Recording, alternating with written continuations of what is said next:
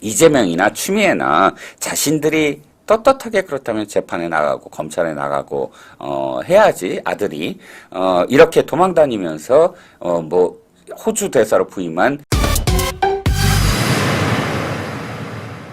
자, 이종섭 전 국방장관이 이르면 내일 귀국한다고 합니다. 이종섭 지금 호주 대사죠. 이종섭 대사는 사실, 뭐, 직권남용으로 아마 공수처가 수사를 하려고 하지만, 그러나 그것이 제대로 사실, 이 기소를 할 수 없는 어떤 상황이기 때문에 공수처가 진행을 제대로 못하고 있을 뿐입니다.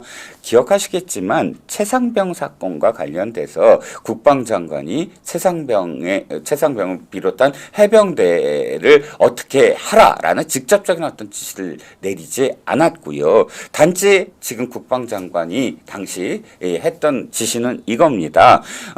해병대 수사단장이 수사를 이첩을 해야 되는데 왜냐하면 문재인 정권 때부터 군과 관련된 그런 이 비위나 혹은 수사는 군이 못하게 했습니다. 그리고 검찰, 민간 경찰과 검찰에 이첩을 하게 했거든요. 그러니까 해병대 수사단장이 수사한 결과를 경찰에 이첩을 하는데 8명에 대해서 그냥 사단장부터 지휘 계통 쭉 해서 중사까지 8명이 모두 다 지금 혐의가 있다라고 기소해달라라고 이제 경찰에 이첩을 하겠다라고 했을 때 일단 보고가 들어오자 국방장관이 2가지 문제를 제기합니다. 뭐냐면 그 이전까지 일단 윤석열 정부의 어떤 국방 정책 중에 하나인데 그 이전까지 무슨 사건만 나면 무조건 옷부터 벗게 하는 그런 상황은 너무 패단이다. 어떤 상황이든 구체적으로 정확하게 수사를 한 다음에 조치를 취하자라는 어떤 기저를 갖고 있었고요. 2번째는 뭐냐면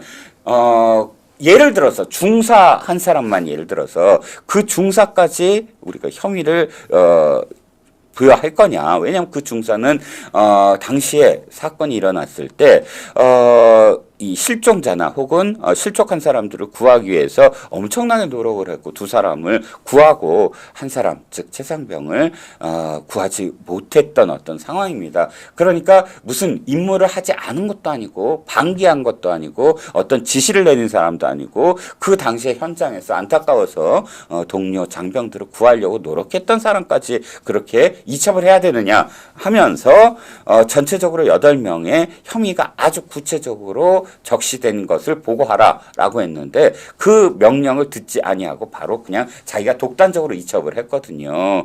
이 상황이 무슨 직권남용이냐 이렇게 이야기할 수 없는 부분이 분명히 있습니다. 그런데 무리하게 지금 수사를 하려다 보니까 뭐 소환 제대로 한번 하고 사실 소환을 한다는 건 어떤 그 전에 여러 가지 어떤 정황이라든지 증언들을 다 완벽하게 갖춘 다음에 이제 전 국방장관이가 소환을 해야 되는데 그럴 실력도 솔직히 공수처 없습니다. 아시잖아요. 공수처가 지금까지 제대로 기소한 사건이 있습니까? 그리고 영장 청구를 했는데 전부 다 기각되잖아요. 그럴 실력도 없을 뿐더러 이 사건은 그럴 상황이 아닌 사건이므로 도저히 어떻게 진전이 안 되는 그런 상황이었다는 겁니다. 그런데 이종석 이종석 호주 대사 정무적 판단을 한 것 같아요. 대통령실에서. 그것이 옳다 그르다의 문제가 아니라 일단 총선에 미치는 영향이 심대하므로 급히 귀국시키겠다라고 하고 아마 채널A 단독 기사로 내일 이제 돌아옵니다. 민주당은 아마 당혹했을 거예요. 왜냐하면 현수막까지 다 만들었잖아요. 런주섭이니 뭐 도피니 어쩌고 저쩌고 하면서 이것으로서 꽤 오랫동안 뭐 이슈를 주도하려고 했는데 내일 당장 귀국을 하고 또 아마도 이 공수처였던 수사가 끝날 때까지는 바로 그러니까 총선 전에 다시 출국하는 일은 없어 보입니다. 이종섭 호주 대사만이 아니라 지금 또 한 가지 사건도 마무리가 됐죠. 이 2가지와 관련된 사안들이 일단 마무리됨으로써 황상무 수석 얘기입니다. 사의를 표명을 했고 마무리됨으로써 지금 다시 이제 국민의힘은 좀 재정비를 하고 있는 상황인데 자 보시자고요. 이종섭 대사가 도망을 갔느냐 아니잖아요. 대사가 도망을 갑니까? 버젓이 어떤 국가에 지금 임무를 부여받고 가서 공식적인 지금 대사로서의 어떤 활동을 하는데 그것을 도망갔다라고 표현하는 이 민주당, 진짜 도망간 사람은 누군지 아십니까? 이재명 대표예요. 이재명 대표 도망다니잖아요. 뭐에 도망다닙니까? 재판이요. 재판은 어떤 사람도 지위 고하를 막론하고 형사재판은 피고가 피고인석에 있어야만 합니다. 그런데 이 핑계 저 핑계 대면서 참석을 하지 않습니다. 이게 도망입니다. 그러니까 재판부가 이렇게 얘기합니다. 다음번에도 안 나오면은 무조건 인신구속을 하겠다. 영장을 발부하겠다라는 겁니다. 더 이상 도망 다니지 않게 만들겠다라는 것이고요. 두 번째가 바로 추미애 아들입니다. 추미애 아들의 군 휴가 미복귀 의혹과 관련돼서 지금